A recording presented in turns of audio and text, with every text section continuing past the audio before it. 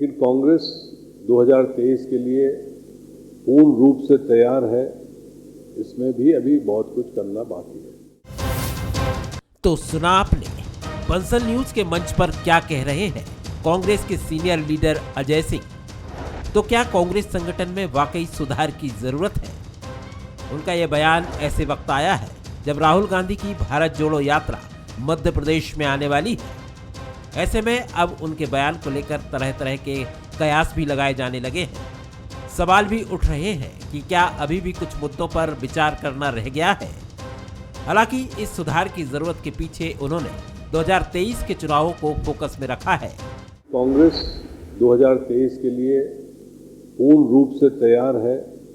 इसमें भी अभी बहुत कुछ करना बाकी है। यदि उसमें थोड़ा सा और ध्यान दे दिया जाए तो 2013 में जैसे विंद ने यहाँ से प्रतिनिधित्व दिया था कांग्रेस पार्टी को, उससे और बेहतर प्रदर्शन 2023 में देगा। ये टॉप लीडरशिप है कांग्रेस की, मिडिल लेवल है या कार्यकर्ता लेवल है या तीनों है?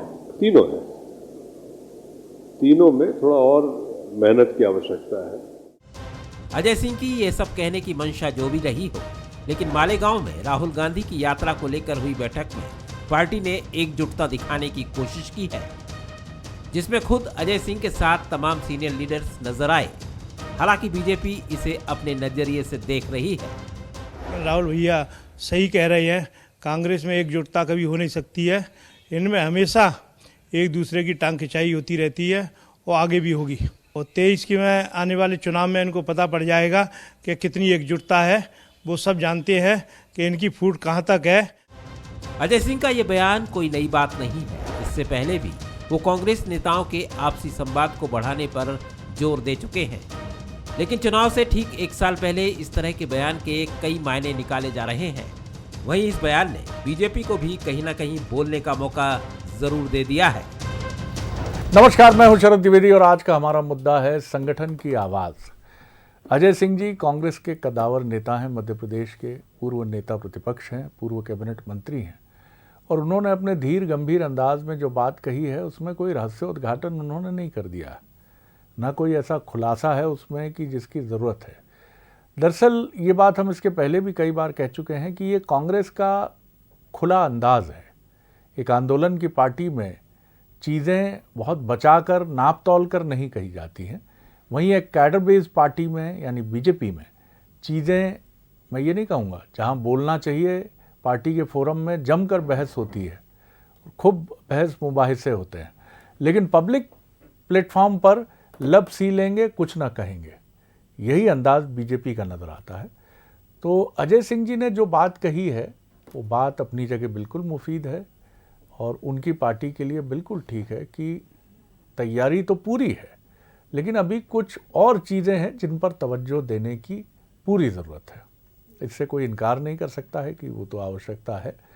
अब ये अलग बात है कि कंसाना जी ने तुरंत उस पर चौका लगा दिया, बिल्कुल एकदम जैसे बहुत हड़बड़ी में आप किसी प्लेयर से पूछ लें कैसा प्रदर्शन रहेगा, फाइनल बढ़िया जीत लेंगे, अच्छे से आएंगे, आगे आएंगे, कहीं कोई दिक्कत नहीं है, भारतीय टीम पूरी तरह तैयार है। उन्होंने बिल्कुल छक्का लगाया उसी अंदाज में कि तो फिर कोई गड़बड़ बोला, राहुल भैया सहमत है, कुछ नहीं, अगर हम लोग करके आगे बढ़ जाएंगे, जीत जाएंगे, कहीं कोई दिक्कत नहीं है। खैर ये राजनीति का अपना अंदाज है, लेकिन ये बताता भी है कि क्या कांग्रेस में कुछ चीज़ों की उस तरह से ज़रूरत है जिसकी तरफ अजय सिंह जी ने इशारा किया है। राहुल गांधी जी की यात्रा के ठीक पहले जिस तरह से अरुण यादव जी का एक एपिसोड हुआ, हालांकि उसके पीछे नाना प्रकार के कारण भी देखे गए, वो अपनी जगह सही भी होंगे, लेकिन फिर भी इन सारी चीज़ों से कांग्रेस को बचना होगा, क्योंकि आपका जो पब्लिक परसेप्शन है वो बहुत मजबूती से जाना चाहिए। अजय सिंह जी शायद इस तरफ भी इशारा कर रहे थे कि विंध्य को लेकर भी कुछ बयानबाजी जो पहले पार्टी में रही उससे बचा जाना चाहिए, और सब चीज़ें ठीक रहीं तो उनका कहना था कि 2013 में जो स्थितियां बनी थी विधानसभा चुनाव के समय, वैसी स्थितियां विंध्य में हो सकती हैं, क्योंकि पिछली बार कांग्रेस का काफ़ी ख़राब प्रदर्शन रहा था। 24 सीटें 30 में से बीजेपी के पास रही थी और 6 सीटें कांग्रेस के पास आई थी। आज इसी पर बात करेंगे, लेकिन पहले वो 3 सवाल जिन पर एक नज़र डाल लेते हैं। सवाल नंबर 1, क्या कांग्रेस के संगठन में सुधार की जरूरत है? सवाल नंबर 2, अजय सिंह के बयान के क्या मायने हैं? सवाल नंबर 3, क्या बीजेपी इस बयान को भुनाने की कोशिश करेगी? तो ये वो सवाल हैं और निश्चित तौर पर जैसा हमने पहले कहा कि सुधार की ज़रूरत कांग्रेस और बीजेपी दोनों को ही होगी, लेकिन कांग्रेस में ये बात कह दी जाती है जिसके अलग अलग तरीके के मायने भी निकाले जाते हैं, और बीजेपी में ये चीज़ें वहीं कही जाती हैं जहां उनका कैडर उनसे कहता है कि आपको जो कुछ भी कहना है वो यहाँ कहिए। लेकिन अजय सिंह जी एक ऐसे नेता हैं जो न सिर्फ अपनी बात खुलकर कहते हैं बल्कि ज़्यादा ना बोलकर कम शब्दों में कह देते हैं कि हमको तो लगा कि ये आवश्यक है, आपको जैसा लगता है दे दीजिए, आप देख लीजिए कि आप इसको किस रूप में देखते हैं। ये उनका अंदाज़ है। क्षमा कीजिएगा, थोड़ा सा कभी अभिनय का कीड़ा रहा है, इसलिए इस तरह की बेवकूफ़ियाँ हो जाती हैं, क्षम्य होंगी जो। अब उन मेहमानों से मिल लीजिए जो हमारे साथ हैं। मेरे साथ हैं स्टूडियो में Manoj Saini ji, executive editor, political editor हमारे, बहुत स्वागत करता हूं उनका। अवनीश बुंदेला जी हैं, प्रवक्ता हैं, कांग्रेस के युवा नेता हैं और मेरी गुस्ताखी पर जी भर के मुस्कुराए हैं वो। सनवर पटेल साहब हैं, प्रवक्ता हैं बीजेपी के, और सबसे अच्छी बात है कि एक उनकी जो हर दिल अजीज़ मुस्कुराहट है वो हमेशा साथ में रहती है और वो बड़ी उम्मीद बंधाती है कि आराम से आप हर परिस्थिति में मुस्कुराना तो मत छोड़िए। मनोज जी, पहली चीज़ किस तरह देखा जाए अजय सिंह जी के इस बयान को कि तैयारी तो पूरी है, उन्होंने वो कॉपी बुक स्टाइल नहीं पकड़ा, पूरी तैयारी है, 2023 हमारा है, निश्चित तौर पर हम कामयाब होंगे, पीछे छोड़ेंगे। बजाय उनके ठहर के उन्होंने यही कहा कि और कुछ चीज़ें हो जाएंगी तो अच्छा रहेगा। तो आप इसे किस रूप में देखते हैं? और चीज़ें अच्छी हो जाएंगी? हो सकता है कुछ बड़े नेताओं को ये बात ऐसे ही भी लगे, हालांकि कमलनाथ जी बड़े खुले मन के हैं, लेकिन फिर भी आप किस तरह देखते हैं? देखिए, यही फ़र्क है, जैसा आपने भी कहा, भारतीय जनता पार्टी और कांग्रेस में। बीजेपी कैडर बेस्ड पार्टी है तो वहाँ एक कैडर के तहत बातें होती है, अनुशासन का पाठ पढ़ाया जाता है और कब क्या बोलना है वहाँ सिखाया जाता है। लेकिन कांग्रेस व्यक्ति विशेष पार्टी भी है और अलग अलग क्षेत्रों के अपने अपने नेता है।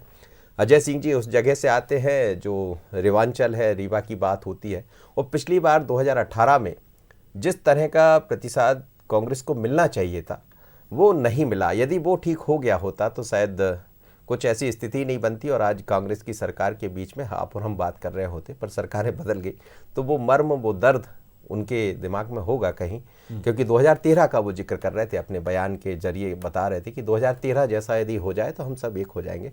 लेकिन इस बीच में एक तस्वीर बड़ी अच्छी सामने आई थी कांग्रेस की मालेगांव में, और शायद राहुल गांधी जी भी इस बात से वाकिफ़ है कि हम इन सबको एक मंच पर खड़ा कर दें तो कांग्रेस के लिए चुनाव जीतना आसान होता है। ऐसा कहा जाता है कि यदि कांग्रेस एकजुट हो जाए तो फिर कुछ नहीं होता, और 2018 में वो दिखाई भी दिया था। और वो तस्वीर के बाद फिर अजय सिंह जी का बयान है, तो हमें लगता है अजय सिंह का बहुत वैसे नहीं लेना चाहिए, लेकिन हमेशा पार्टी में बात रखने, हर फोरम पे बात रखने की कही जाती है, तो उन्होंने अपने तरह से बात रखी है। अब बात को अलग अलग तरह से बीजेपी लेगी। बीजेपी तो ये चाहती कि ऐसे बयान आए और हम उस पर एक अपने तरह से चौका छक्का लगा दें, जिसका आपने भी जिक्र किया, लेकिन ऐसा नहीं है। इस बार कांग्रेस एक अलग एकजुटता के साथ आगे बढ़ रही है। इसमें कुछ और एकजुटता हो जाएगी, बिंद के नेता बिंद की तरफ एक हो जाए, उसका बहुत अच्छा उदाहरण है। अभी नगर पालिका के चुनाव, नगर निगम के चुनाव हुए, वहाँ से महापौर बनाने में वो सफल रहे। इसी तरह मालवा निमाड़ में कुछ चीज़ें ठीक हो जाएंगी, चंबल ग्वालियर में ठीक हो जाएंगी, तो उनका शायद इशारा इसी तरफ रहा होगा। लेकिन ये बातें ये जरूर कह रही है कि 2023 में कांग्रेस भी उस राह पर चल रही है और बीजेपी भी उसी राह। आपने बिल्कुल ठीक बात पकड़ी है मनोज जी, इशारा उनका विंध्य की तरफ ही ज़्यादा था। शायद अजय जी ये चाह भी रहे हैं कि वो उनका क्षेत्र है और वो चाहते हैं कि उसको लेकर इस बार न सिर्फ एक फ्री हैंड मिले उनको विंध्य में, क्योंकि ये पीड़ा उनके मन में है, क्योंकि 2018 उनके लिए भी एक ऐसा चुनाव रहा है जिसको वो याद नहीं रखना चाहेंगे। हालांकि राजनीति में मैं नहीं मानता कि जीत और हार के कोई बहुत बड़े अर्थ होते हैं। Winning and losing is a part of politics, जैसे स्पोर्ट्स का होता है। बहरहाल, सनवर पटेल साहब, आप किस तरह देखते हैं? सुधार की गुंजाइश सब तरफ ज़रूरी है, कांग्रेस में आवाज़ें मुखर हो जाती हैं, आपके यहाँ पार्टी फोरम में ही ये बातें कही जाती हैं, ये भी एक परसेप्शन है। बहरहाल, आप किस तरह देखते हैं? मसला आपकी पार्टी का नहीं है, कांग्रेस का है, लेकिन स्वागत है आपकी प्रतिक्रिया का। देखिए शरद जी, निश्चित रूप से जो आपने कहा कि ये कांग्रेस का मसला है और कांग्रेस के एक वरिष्ठ नेता ने कहा है, तो उनको अपनी पार्टी में क्या मजबूती दिख रही है, ये उनका अंदरूनी मामला है, क्या कमजोरी दिख रही है, ये भी उनका अंदरूनी मामला है। क्योंकि जब हम समाज क्षेत्र में काम करते हैं और जब समाज क्षेत्र में काम करते हैं तो हम कोई बात बोलते हैं तो उसका अर्थ भी अलग अलग तरह से निकलता है। और उसी कारण से चौथा स्तंभ और खास करके शरद जी और मनोज जी जैसे व्यक्तित्व के लोग इस बात को फिर मुद्दा बनाकर और बातचीत करते हैं। ये सकारात्मक है सर कि कोई गड़बड़ है इसमें? जी हाँ, ये हमको इसके भी कई मायने हैं, क्योंकि जी जी जब हम समाज क्षेत्र में काम कर रहे हो तो इस प्रकार के बयान देंगे तो मुद्दे तो बनेंगे, और जब मुद्दे बनेंगे तो हमको भी अपनी प्रतिक्रिया देनी है, वरना ये निहायत ही उनके व्यक्तिगत मामला है, उनकी पार्टी का मामला है। लेकिन जब मुद्दा बना है तो निश्चित रूप से प्रतिक्रिया आएगी, और प्रतिक्रिया बड़ी स्पष्ट है, क्योंकि विंध्य में जिस प्रकार के हालात पिछले चुनाव में थे, लगातार 4 चुनाव के बाद जब कांग्रेस की स्थिति उन चारों चुनाव में सबसे ठीक हुई, तब भी विंध्य में हालत खराब थी।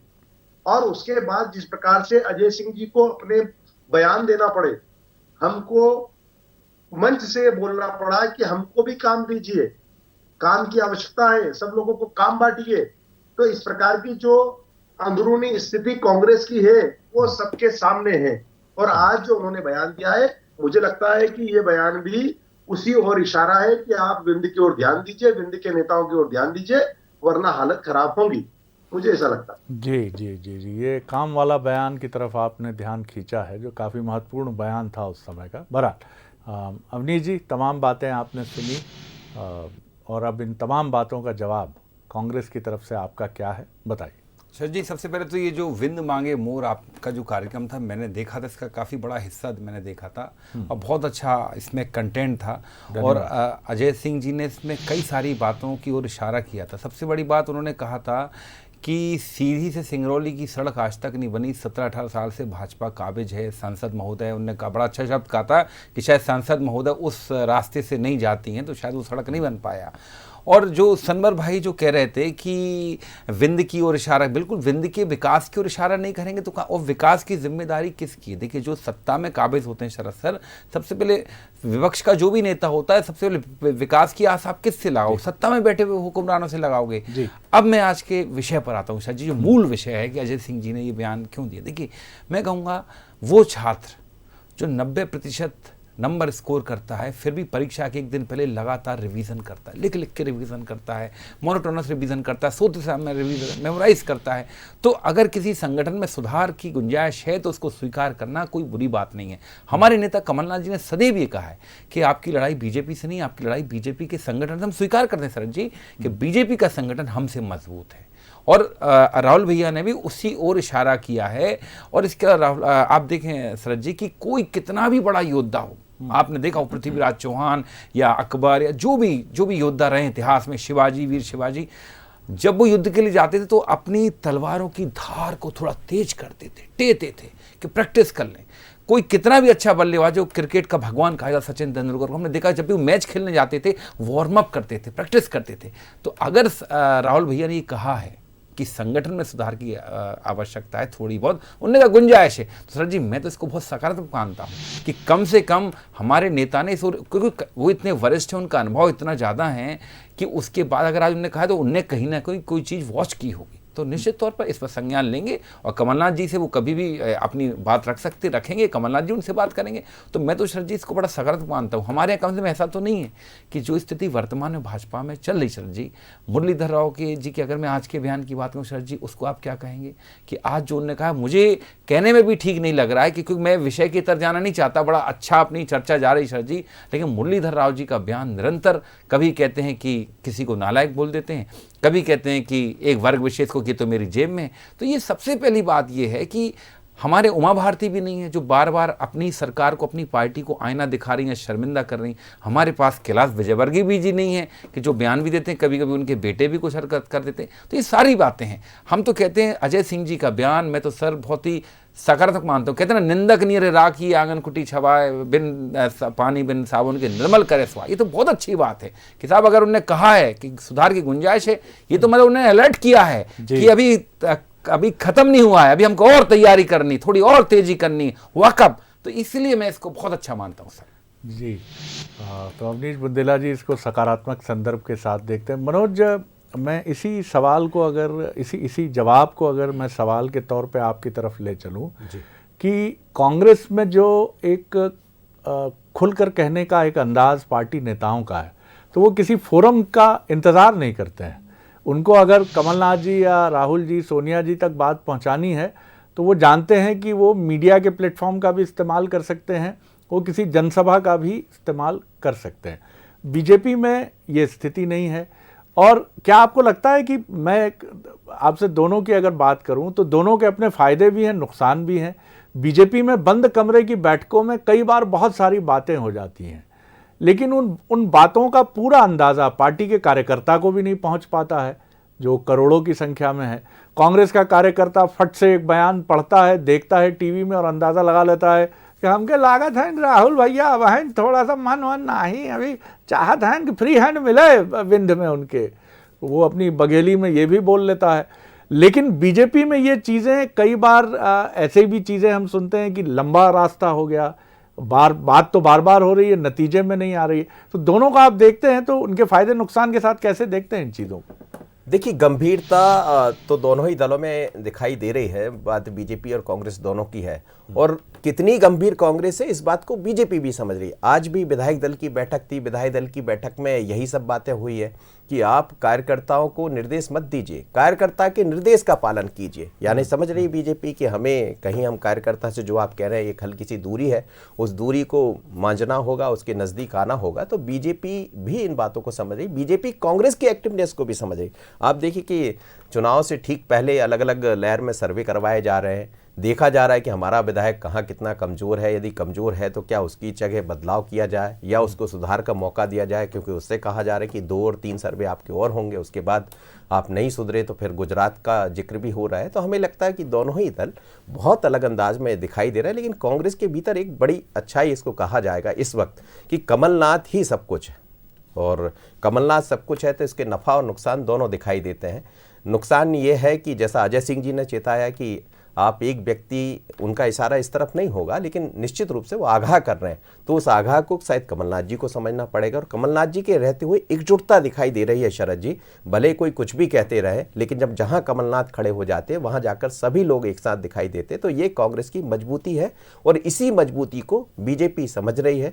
बीजेपी में बात जरूर मंच पर होती है, पर अब वो धीरे धीरे कर पहले जैसी स्थितियां नहीं है। अनुशासन का डंडा तो है, पर हम देख रहे हैं कि कुछ चीजें ऐसी बाहर आ जाती है जिसको नहीं आना चाहिए, जो बीजेपी की अपनी एक पहचान रही है। मतलब आप ये कहना चाह रहे हैं कि कांग्रेस में अपीलेंट अथॉरिटी एक ही है, अब बची है, और कमलनाथ जी ना खाता ना बही, जो कमलनाथ जी कहें वो सही। मतलब माफ कीजिएगा, मैं सीताराम केसरी जी के समय का नारा है ये, उससे जोड़कर कह रहा हूँ कि जो चचा केसरी कहें वो सही। लेकिन इसके फायदे भी हैं, निश्चित तौर पर फायदे हैं, और कुछ नुकसान भी हैं। कुछ शब्द में बोल रहा हूँ, क्योंकि जब एक व्यक्ति निर्णय लेने की अथॉरिटी में रहता है तो उससे कई फायदे हो जाते हैं और कुछ नुकसान भी हो जाते हैं। बीजेपी में ये सही है कि अपीलेंट अथॉरिटी सरकार के मुखिया की और प्रदेश के मुखिया की मुख्य तौर पर होती है, और इसके साथ प्रभारी, और फिर और आगे बढ़ती है तो संसदीय बोर्ड, ये तमाम चीज़ें हैं। तो कांग्रेस की तुलना में मध्य प्रदेश से अगर बात करें तो बीजेपी में एकाधिक अपीलेंट अथॉरिटी है, सुनवाई के अधिक कांग्रेस की तुलना में 3-4 प्राधिकरण है। तनवर साहब, इससे तो इत्तेफाक करेंगे आप कि आपके यहाँ लोकतांत्रिक ढांचा, अगर आप इसको इस रूप में देखें तो शायद अधिक मजबूत है, और सुनवाई के प्राधिकरण जो हैं वो अधिक हैं। अगर कांग्रेस में है तो कांग्रेस में पहले होते थे कई सारे, सुरेश पचौरी जी, दिग्विजय सिंह जी, अजय सिंह जी, राहुल, इनको अरुण यादव जी को ले लीजिए, और भी तमाम लीडर्स की, सिंधिया जी जब तक रहे। लेकिन आपके यहाँ अब ये स्थिति है जो कांग्रेस से थोड़ी मुख्तलिफ है। जी, निश्चित रूप से शरद जी, आपने बिल्कुल सही कहा। भारतीय जनता पार्टी अपनी कार्य पद्धति के साथ काम करती है, और भारतीय जनता पार्टी में जो निर्णय होते हैं उसकी अपनी प्रक्रिया है। सामूहिक रूप से उसके निर्णय होते हैं, नीचे से नाम आते हैं और संसदीय बोर्ड तक जाते हैं। लेकिन यही बड़ा अंतर है कांग्रेस और भारतीय जनता पार्टी में। कांग्रेस के हालात जो आपने बताया ये तो उन्होंने स्वीकार किए। ये कमलनाथ जी जब मुख्यमंत्री थे और उनके संगठन की कोई बैठक हुई और उनसे कहा कि भाई संगठन ने क्या कहा, तो उन्होंने कहा कौन संगठन, कैसा संगठन, मैं ही संगठन, मैं ही सत्ता, काहे की समीक्षा। तो ये कांग्रेस के हाल है। जब आप सारी चीजें वो कहेंगे, जब इतना घमंड और इतना ईगो आप में आ जाएगा कि मैं ही संगठन, मैं ही सत्ता, तो फिर क्या होता है, फिर सारे विधायक छोड़कर भाग जाते हैं कि ऐसा अपमान हम नहीं सहेंगे। तो जिस भी पार्टी की कार्य पद्धति से वहां के नेता ऊपर हो जाते हैं। लेकिन दिल पे हाथ रख के बताइए, वहाँ क्या स्थिति इसी अलग कारण होती से भाग जाते हैं सनवर साहब जी? देखिए, आपकी यानी बीजेपी की शख्सियत और किरदार में भी जादू है साहब जी।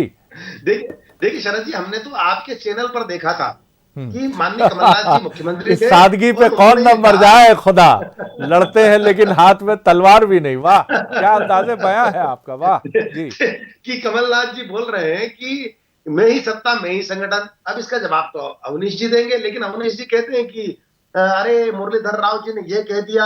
अरे भारतीय जनता पार्टी के एक भी नेता को आपत्ति नहीं है, हमारे नेता ने हमको क्या कहा। अब आपत्तियां तो वहां है जहां सारे युवा कुंठित हो रहे हैं। आज कमलनाथ जी नेतृत्व करता है और उनके बाद अगर कोई आएगा तो नकुलनाथ जी आएंगे। दिग्विजय सिंह जी नेतृत्व करता है, लेकिन उनके बाद अगर कोई आएगा तो जयवर्धन सिंह जी आएंगे। तो ये स्थिति कांग्रेस की है कि हम या हमारे पुत्र। भारतीय जनता पार्टी में ये नहीं है। यहाँ केवल नेतृत्व 2023 देख के लिए लीजिए। सनवर पटेल साहब की संभावनाएं मैं काफी मजबूत देख रहा हूं जी। देखिए शरद जी, तो मैं तो ये कह रहा हूं कि यही बड़ा अंतर है कांग्रेस और भारतीय जनता पार्टी में। यहाँ सामान्य कार्यकर्ता नेतृत्व करता होता है और वहां नेतृत्व करता होता है या उनका पुत्र नेतृत्व करता होता है। यह बड़ा अंतर है। मुझे लग रहा है इसमें भी शरद जी जैसा कह रहे थे, इसमें भी दिल पर हाथ रख के जरा बोल दीजिए। लेकिन उन्होंने बातें कुछ तो ऐसी कही हैं जिन बातों से कांग्रेस भी इनकार नहीं कर सकती है। निश्चित तौर पर कुछ बातें ऐसी हैं जहां पर अगर एक ही व्यक्ति बहुत प्रमुखता से अपने दायित्व को निभाता है तो उसके कहने के भी कई अर्थ हो जाते हैं। मैं ये नहीं कहता कि कमलनाथ जी का ये कहने का अर्थ दंभ में या दर्प में डूबा हुआ है, लेकिन अगर वो ऐसा कह जाते हैं तो चूंकि कांग्रेस के नाथ वही हैं मध्य प्रदेश में इस समय, तो बीजेपी भी उसके अर्थ लगाती है, मीडिया भी अर्थ लगाता है। बहरहाल इसका सही उत्तर तो देने की अथॉरिटी अवनीश जी के पास है। जी अवनीश जी। सर देखिए, मैं जहाँ तक समझता हूँ अजय सिंह जी को, क्योंकि मैं जब सबसे पहले राजनीति में पदार्पण किया 2012-13, सबसे पहले मैं किसी नेता से जुड़ा था, जानता था तो आदरणीय राहुल भैया को जानता था मैं। तो मैंने देखा कि वो विंद को लेके सर बड़े पॉजिटिव रहते हैं। विंद की जब भी बात होती तो एक उनके परिवार का पीढ़ियों से इमोशनल अटैचमेंट है। मैं भी कई बार उनके गांव होके आया हूं तो मैंने देखा उनका बड़ा अटैचमेंट है इमोशनल। तो ये बात कहीं ना कहीं किस रूप में, जैसे एक बार कमलनाथ जी ने भी कही थी कि तो उसको अलग ढंग से पेश किया, अलग ढंग से परसेप्शन गया कि विंद से हमको पर्याप्त समर्थन नहीं मिला। तो राहुल भैया के मन में वो टीस है, मुझे बहुत नज़दीक से मैंने उस चीज़ को देखा। वो कहते हैं, अच्छा सबसे बड़ी बात सर कि वो जब भी विंद से कोई व्यक्ति आता तो वो वहाँ की लोकल लैंग्वेज में बात करते हैं। राहुल भैया की खास बात मैंने देखी है कि कितने लोग होंगे उनकी लोकल लैंग्वेज, और खासकर सर ये देखें 17-18 साल से हमारी पार्टी की सरकार नहीं है, उसके बाद भी अजय सिंह जी के पास विंद से रीवांचल ट्रेन भर भर के आती हैं और सबके लिए नोटशीट लिखते हैं। और आज भी वो व्यक्तिगत तौर पर अधिकारियों को, मंत्रियों को फ़ोन करके उनका काम करवाने का, उनकी मदद करने का प्रयास कर, ये उनकी खास बात है। तो मुझे लगता है सर कि इसमें जो उन्होंने कहा है, क्योंकि उन्होंने कहा कि जिस तरह का समर्थन 2013 में विंद से मिला, आप देखेंगे इस बार पूरा मध्य प्रदेश में आपको वैसा, तो ये पॉजिटिव साइन है कि अजय सिंह जी अगर कह रहे हैं तो मतलब ये है कि 2013 में जो स्थिति विंद में थी कि हम 18 सीटें जीत कर लाए थे, तो वो स्थिति मध्य प्रदेश में बनेगी। आप देखें हम बहुत बड़े बहुमत से हम सरकार बनाएंगे। और मैं तो फिर से स्वीकार करता हूँ कि अजय सिंह जी का ये कहना कहीं ना कहीं ये दर्शाता है कि वो बहुत कॉन्फिडेंट हैं, और कहीं ना कहीं निश्चित तौर पर उनकी कमलनाथ जी से, राहुल गांधी जी से, सबसे जो संगठन है उनसे बात हुई होगी। और जहाँ तक सर अभी कहा जा रहा था कि नकुलनाथ, जयवर्धन सिंह जी, मैं उनको सनवर भाई को बता दूं, जीतू पटवारी भी हैं और भी कई, कुणाल चौधरी भी नाम आते हैं, उमंग सिंगार भी नाम आते हैं। हमारे ऐसा नहीं है। परिवारवाद जो है भारतीय जनता पार्टी में, परिवारवाद को भारतीय जनता पार्टी में कितना एक लीगल अमली जामा पहना दिया गया है। हमारे यहाँ योग्यता सबसे बड़ा मापदंड है। अगर परिवारवाद की बात हो तो राहुल गांधी जी 2000 जो यूपीए 1 में कोई मंत्री पद पर बैठ चुके होते, मनमोहन सिंह जी ने उनसे कहा था कि आइए। सनवर साहब कुछ ऐड ऑन करना चाह रहे हैं जी, बोलिए, बहुत कम वक्त है सनवर साहब। 230 विधानसभाओं में सब जगह तो नकुलनाथ जी को नहीं लड़ा सकते ना, इसलिए जीतू पटवारी जी को कहीं से लड़ना पड़ता है, कुणाल जी को भी कहीं से लड़ना पड़ता है। 230 प्रत्याशी होते हैं, इसलिए आपको कहीं से लड़ना पड़ता है। नेतृत्व सनवर भाई, ये आप खुद ही अपनी बात को मैं समझ नहीं पा रहा हूँ। पहले आप ये कह रहे थे, ये कह रहे थे, कंफ्यूजन क्रिएट कर रहे हैं आप। कमलनाथ जी को जब इस्तीफा देना पड़ा तो क्या लोकसभा के लिए कोई अन्य नेता नहीं हो सकता थे कांग्रेस में? नहीं थे, क्योंकि नकुलनाथ जी इसका जवाब देता हूं मैं। राहुल गांधी जी चलिए के बारे बहुत कम में वक्त है, आपने कहा बहुत तो बोल वो लीजिए एक जल्दी से। मनमोहन सिंह छिंदवाड़ा के से एक्ट को कमलनाथ जी फाड़ने का काम, उनके परिवार का एक सुपर विशेष पावर तरह होने का का जुड़ाव काम है। अगर और जब किसी ने बात किया था हमको तो राहुल मालूम है कि गांधी जी ने किया सामने था। और ऐसा देश दल के है 125 कि सिर्फ लोगों हमारी ने 2 देखा था सीटें आई थी कि 2000। सुन लीजिए सनवर साहब, सुन लीजिए था। सनवर भाई, आपकी बात हो गई जी, बोलिए। सनवर भाई देखिए, इस बात को हम स्वीकार करते हैं कि जब मोदी जी पहली बार प्रधानमंत्री बने 2014, तो हमारी सिर्फ 2 सीटें आई थी। तो जब ऐसी बात होती तो हर पार्टी ये निर्णय लेती, बहुत पॉजिटिव होती कि हमारी सीट, छिंदवाड़ा सीट हो या कोई सीट हो, ना जाए। तो ये भी एक कारण होता है, पार्टी ये भी देखती है। और आपको भी मालूम कि छिंदवाड़ा से कमलनाथ जी का, उनके परिवार का क्या रिश्ता है। तो ये हर जगह राजनीति में देखा, अल्टीमेटली आपको रिजल्ट चाहिए कि आप चुनाव जीतें। ये भी एक कारण होता है सनवर भाई। हर जगह आप सोचेंगे परिवारवाद, ये नहीं है विषय। ये होता है कि आप जीत कैसे रहे, कहां से जीत ला रहे हैं। चलिए, महत्वपूर्ण बात यही है, अजय सिंह जी ने जो कुछ भी कहा है, निश्चित तौर पर उनके मन के भाव तो वही बेहतर समझते हैं। लेकिन वो ये कह रहे हैं ज़रूर, जिससे कोई गलत बात नहीं है, कि हमें और मेहनत करने की ज़रूरत है, अपने ढांचे को और बेहतर करने की ज़रूरत है। अभी हम ये कहने की स्थिति में नहीं है कि हम एब्सोल्यूट हैं, हमें अब और आगे कुछ करने की ज़रूरत नहीं है। और ऐसा कोई भी नहीं कह सकता है, चाहे वो बीजेपी भी हो या हम स्वयं व्यक्तिगत स्तर पर बात करें या किसी भी संगठन और ऑर्गेनाइजेशन की बात करें। लेकिन इसके मायने निकाले जाते हैं जब भी कोई बड़ा नेता किसी मीडिया के मंच से भी ये बात कहता है, इसीलिए इसके भी अर्थ निकाले गए। लेकिन इतना ज़रूर है कि दोनों ही पार्टियों की तैयारियां इस बार बड़ी ज़बरदस्त हैं। बीजेपी की जिस तरह की मीटिंग को आज मनोज जी ने हमारे साथ साझा किया है, वो बता रहे हैं कि कदम दर कदम विश्लेषण की शैली है और लगभग इसी शैली के साथ कांग्रेस आगे बढ़ रही है। दोनों पार्टियां गलती करने के मूड में बिल्कुल तैयार नहीं है। और सबसे बड़ा इसीलिए उनका जो मैं टारगेट शब्द यूज़ नहीं करूंगा, लेकिन वो सबसे ज़्यादा फोकस जिस पर कर रही हैं वो हैं विधायक, एग्जिस्टिंग उनके विधायक। उनके रिपोर्ट कार्ड के साथ उनके साथ बैठकों का क्रम चल रहा है, उनको बताया जा रहा है यहाँ और मेहनत करिए, यहाँ थोड़ी सी कमज़ोरी है, यहाँ आपको बेहतर करना पड़ेगा, जनता के साथ आपका रिश्ता ऐसा है, सत्ता संगठन की चीज़ें पहुँचाइए, अपोजिशन के नाते, सत्ता अपोजिशन के विधायक हैं, सत्ताधारी दल के खिलाफ कुछ मूवमेंट खड़ा करिए। तो ये चीज़ें चल रही हैं। दोनों ही पार्टियां मध्य प्रदेश में बहुत ताकत से चुनाव लड़ती हैं। दोनों के लिए शुभकामनाएं हैं, बीजेपी के लिए भी, कांग्रेस के लिए भी। बहुत शुक्रिया सनवर भाई, बहुत शुक्रिया अवनीश जी, बहुत धन्यवाद मनोज जी। आगे देखिए अफसरनामा। कांकेर पुलिस अधीक्षक छत्तीसगढ़ के कांकेर आदिवासी बहुल शलभ कुमार सिन्हा के साथ। नमस्कार।